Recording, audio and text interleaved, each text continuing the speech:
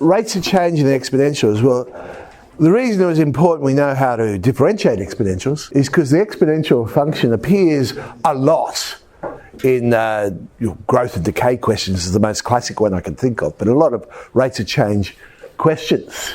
Now, we're going to look at this growth and decay in a little bit more detail here.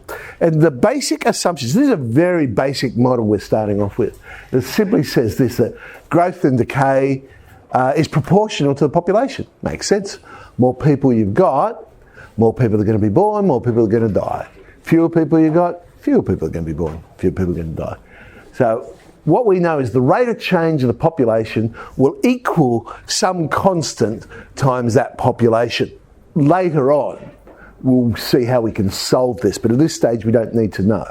The solution is this. So P will equal some constant times e to the kt. Now, we'll do an example.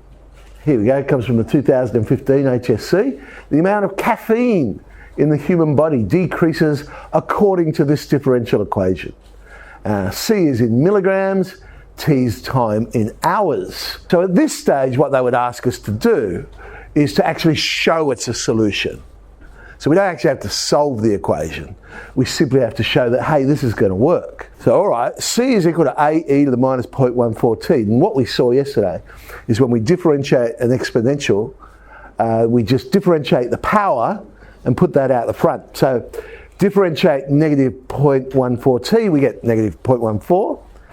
So we have negative 0.14 times AE to the negative 0.14T, but hang on, we know C is equal to AE to the negative 0.14T, so sure enough we get negative 0.14 times C, which is the differential equation. So yes, this is a solution to that equation. Second part, when T equals 0, there are 130 milligrams of caffeine in the body.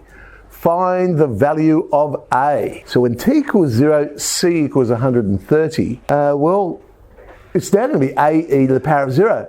So A is equal to 130. So in fact, in this model, that coefficient, that constant, will always be the initial value, however much there is at the start, because you're going to get E to the power of 0. And then we're going to use this model to work out how much caffeine's in Lee's body after 7 hours.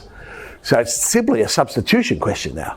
T equals 7, sub in 7, and I've got 48.8. Well, that's to 1 decimal place. So 48.8 milligrams of caffeine remains. So what is the time taken for the amount of caffeine to halve? Now this is similar, I guess, to radioactive decay, half-lives. It's exactly the same idea. So we're going to say when C equals 65, this here will create the half-life formula that you might have seen in science. Because if I make T the subject, I end up with negative 1 on 0.14 times the log of a half. Those you know what I'm talking about, the half-life formula? You remember it's a constant times the log of a half? Well, that's essentially what we got here. And that's 4.95105 ... So around about 5 hours. I've rounded it to the nearest hour there. It takes about 5 hours. That's it for today.